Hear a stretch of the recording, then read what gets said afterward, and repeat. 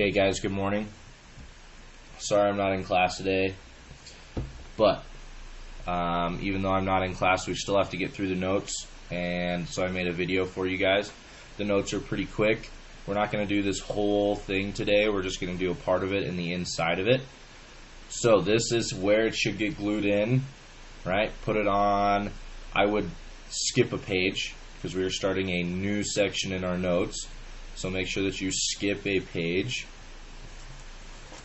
All right, make sure you have a blank page over here on the left. That would be great. So skip a page. Then when you glue this thing in, notice I have 4 flaps. So before you glue it down, you want to make sure that you cut on the dotted line. That way you're able to open this thing all the way up. Oh, mine got stuck. Like so. And we can go ahead and take our notes just like we normally do. So, you may pause this video at any time. That's fine.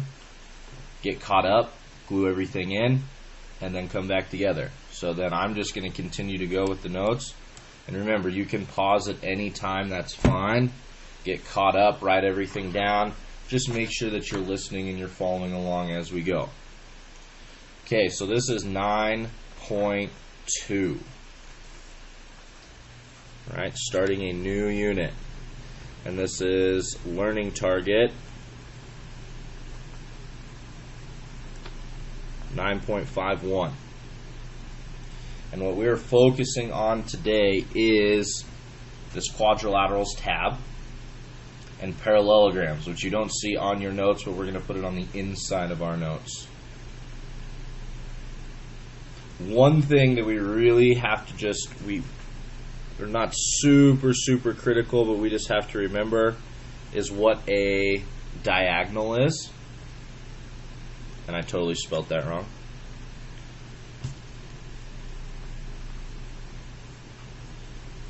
And diagonals are segments that connect opposite vertices.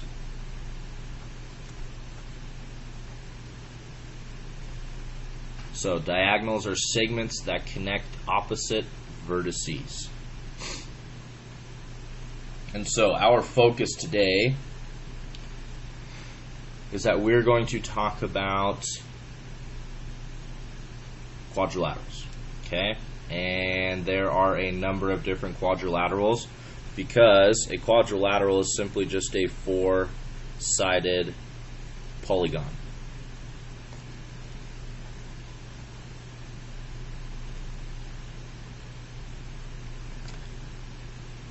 Now, if we did our 9.1 homework, we should know that the sum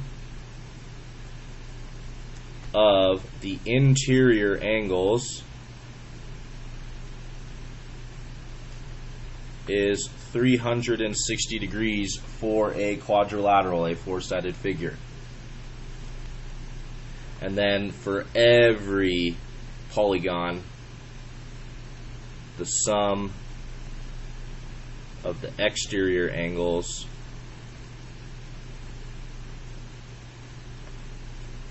is 360 degrees.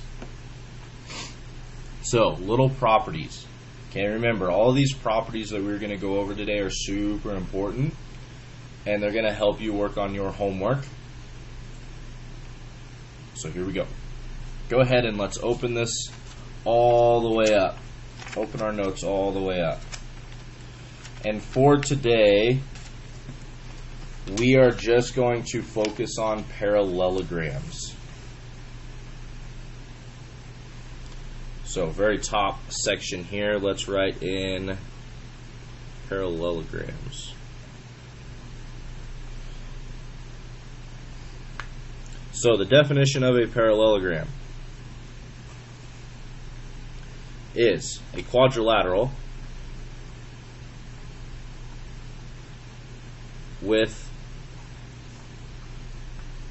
both pairs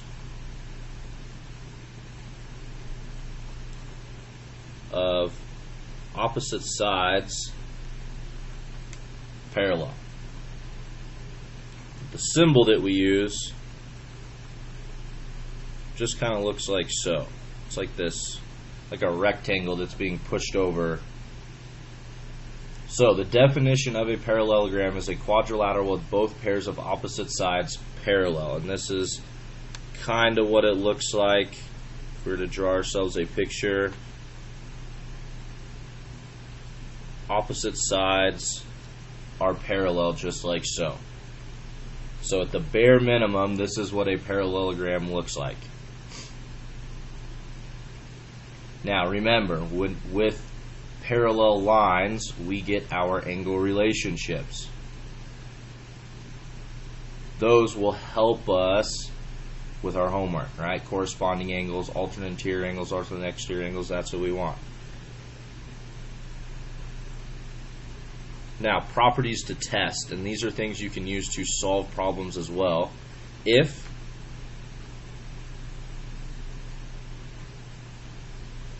a quadrilateral is a parallelogram,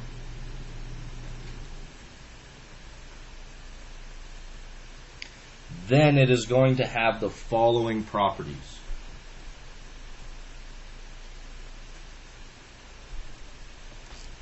And we're going to have 4 of them.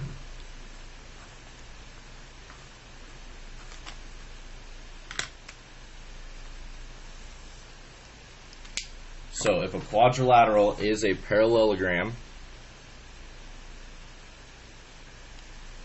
first thing it will have is opposite sides are congruent.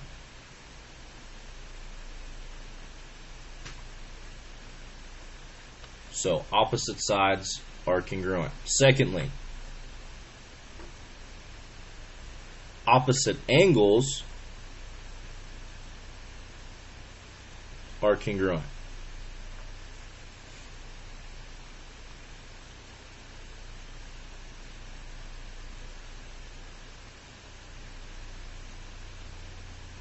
And as well, opposite angles are also supplementary. So are supplementary. And last but not least, your diagonals that can be drawn in bisect each other.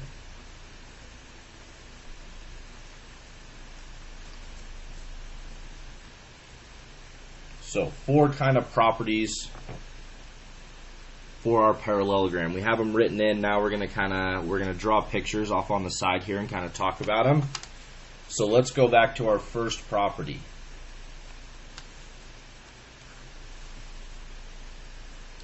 If we kind of draw in a parallelogram here,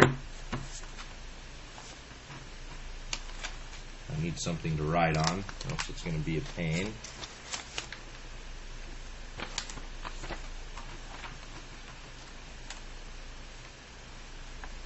So if we have a parallelogram,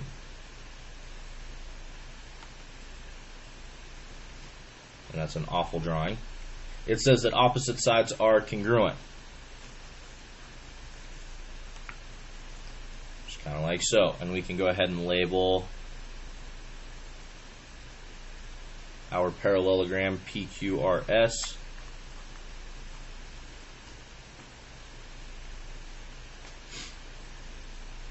So in the parallelogram PQRS, PQ, oh, not R, PQ is congruent to SR, and PS is congruent to QR. That's property number 1, right? Opposite sides are congruent. If we slide all the way to the right, Secondly, and I'm going to run into the same issue over here, 2.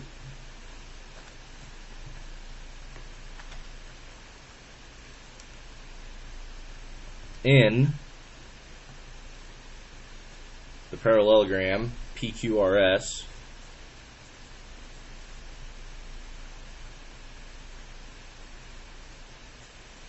angle P has to be congruent to angle R, and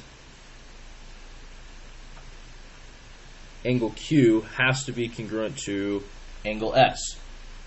Right? That is because opposite angles are congruent. So if we draw in our picture and we sort of take a look and we label everything P, Q, R, S, we see that P and R are opposites and Q and S are opposites.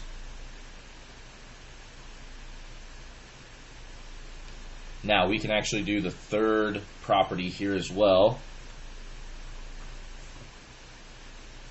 And opposite angles have to be supplementary. So the measure of angle P plus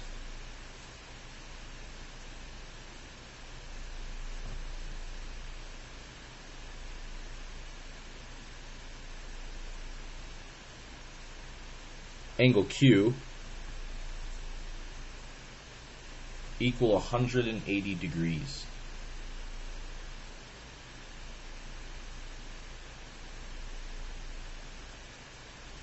Okay.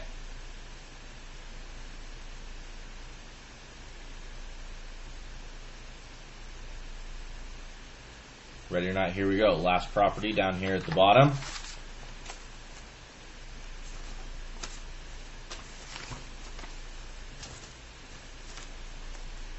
Property 4. Diagonals bisect each other. Now this one is more important than, well, it's probably the hardest one to use. And we have P, Q, R, S again. And we can draw in our diagonals.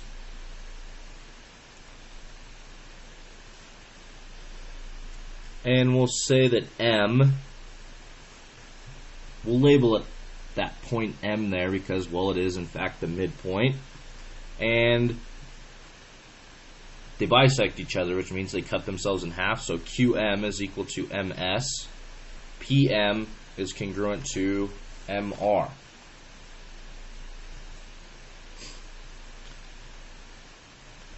Now what we notice is that PR and QS have the same midpoint. And then we can write out our congruent statements. QM is congruent to MS, and PM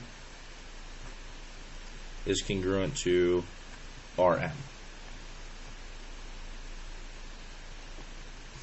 So those are our properties for if a quadrilateral is a parallelogram, then it'll have these things in common. Now, these will also be helpful for you to solve problems on your homework. Now, next we're going to prove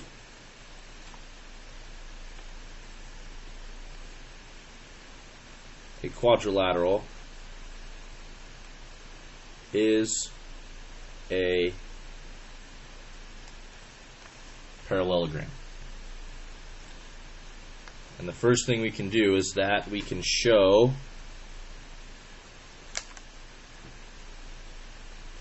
both pairs of opposite sides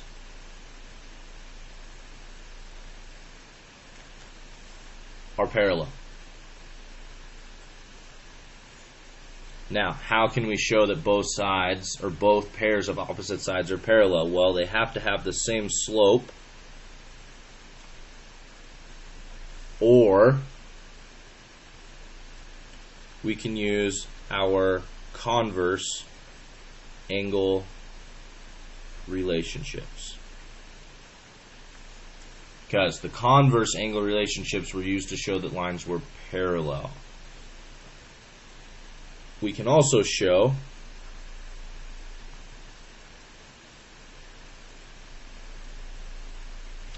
opposite sides are congruent.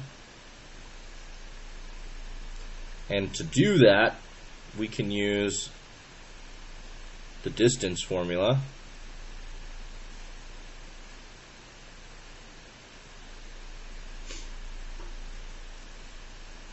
Third, we can show opposite angles are congruent.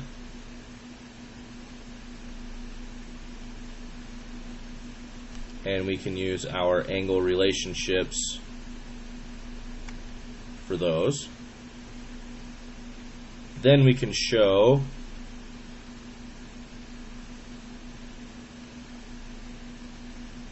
diagonals bisect each other. And if we can show that they have the same midpoint, then we're good. Last thing we can do is that we can show one pair of sides is congruent and parallel. So slope and distance formula. And what that kind of looks like, so it would have to both be parallel and congruent.